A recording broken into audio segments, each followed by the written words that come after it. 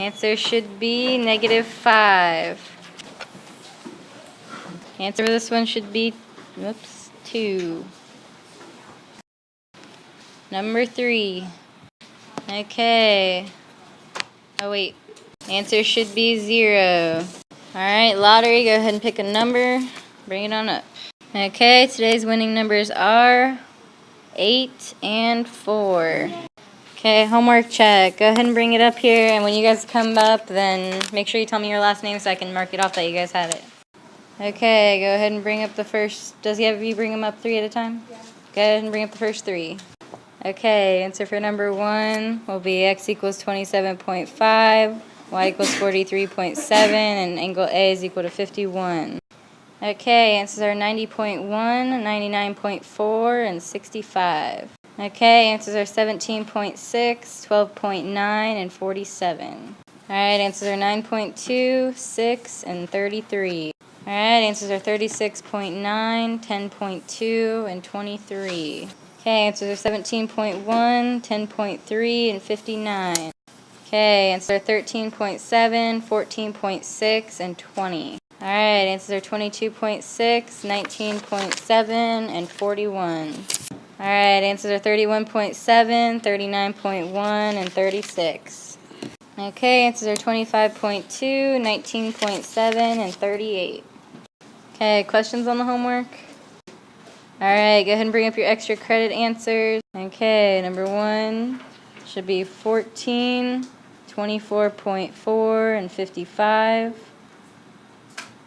Number 2 should be 8.5, 18.1, and 28. Number 3 should be 26, 7.2, and 16. And number 4 should be 33, 28.3, and 59. Okay, objectives for today. To use the inverse sine, inverse tangent, and inverse cosine to find the measure of an angle and round to the nearest degree. For example 1, we want to find the missing angle and round to the nearest degree. We have triangle ABC. We want to find angle A, so that's this angle right here. So to find angle A, what we know the side opposite of A, and we know the side adjacent to A. So what are we going to use? Tangent.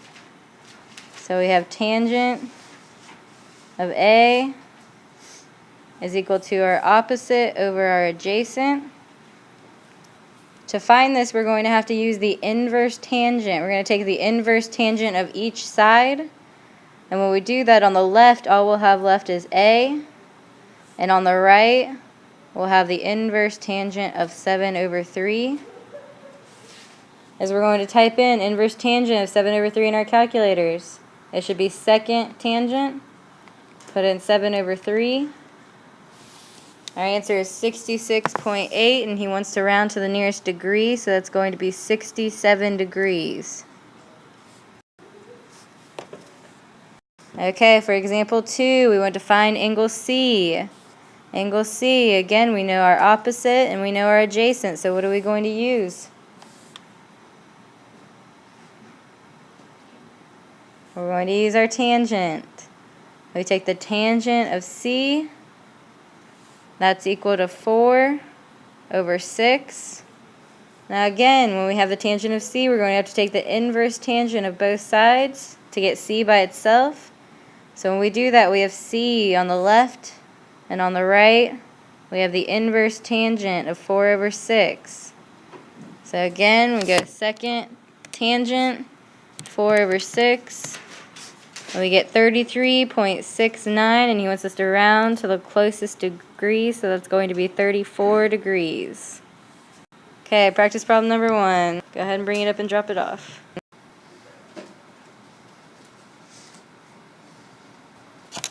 Alright, answer should be 52.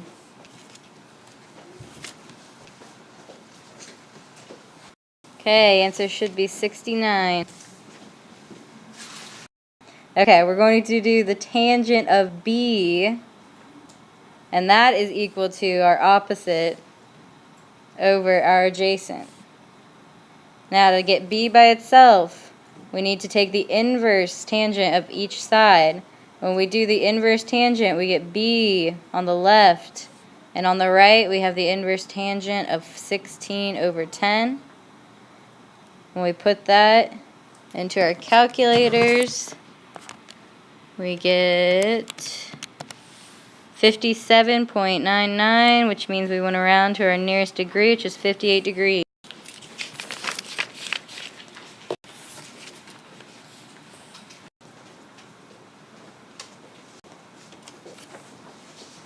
Answer should be 45.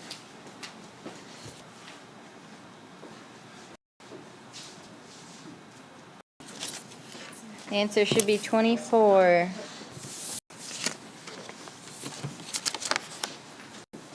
Alright, solution for practice problem number 2. We want to find angle C.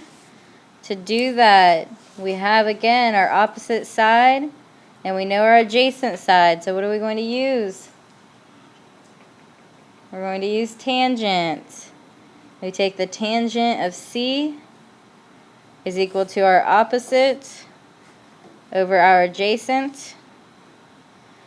Now to get rid of that tangent on the left and get C by itself, we need to do the inverse tangent of both sides.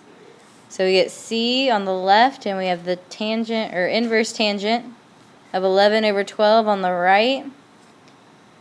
When we put that into our calculators, we should get 42.5, which is going to be 43 degrees. Alright, extra credit problem number 1. If you want to go ahead and take a picture with your phone or write it down. For example 3, we want to find both of our missing angles. So, okay, he wants us to find angle A and angle C. So let's start with angle A. What sides do we know for angle A? We know our adjacent side, and we know our hypotenuse. What's that mean we're going to use? We're going to use cosine. We take the cosine of A, set that equal to our adjacent over our hypotenuse. We take the inverse cosine of both sides, and we get A is equal to the inverse cosine of 9 over 12. When we put that into our calculators, the inverse cosine, 9 over 12 is going to give us 41.4. So if we round to the nearest degree, we get 41 degrees. Okay, now we want to find angle C.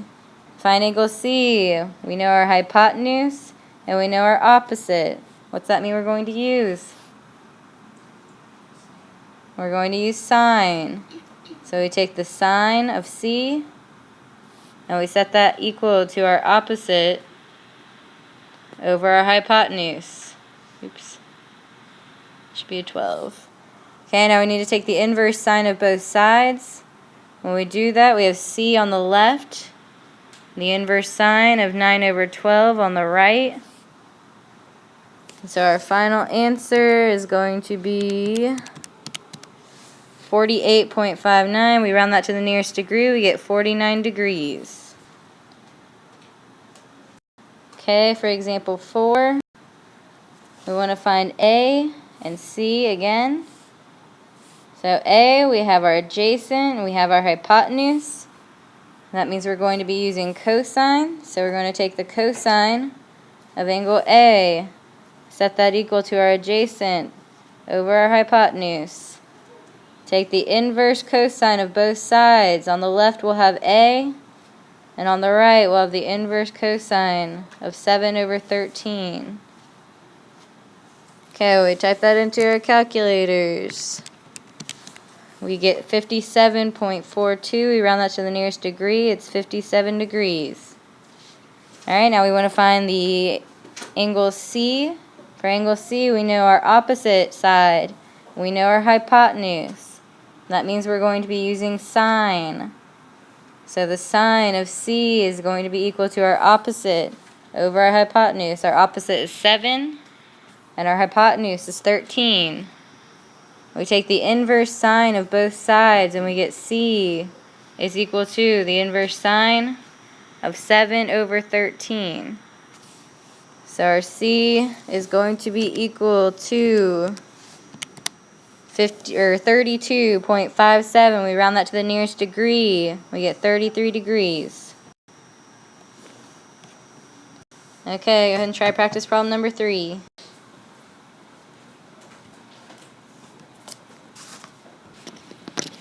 Answer should be 35. Bonus, go straight to the solution for practice problem number 3. Alright, we want to find angle A and angle C. To find angle A, we know our adjacent and we know our hypotenuse. So that means we're going to be using cosine. We do cosine of A is equal to our adjacent over our hypotenuse. We do the inverse cosine. We'll get A on the left. The inverse cosine of 9 over 20 on the right. So A is going to be equal to the inverse cosine of 9 over 20 gives us 63.25. When we round that to the nearest degree, we get 63 degrees. To find C, we're using our opposite and our hypotenuse, so we're going to be using the sine of C, which is going to be equal to 9 over 20. We do the inverse sine function, and we get inverse sine of 9 over 20. And that's going to give us 26.7. We round that to the nearest degree. We get 27 degrees. Okay, go ahead and try practice problem number 4. Okay, we want to find angles A and angle B. To find angle A, we know our hypotenuse side and we know our adjacent side.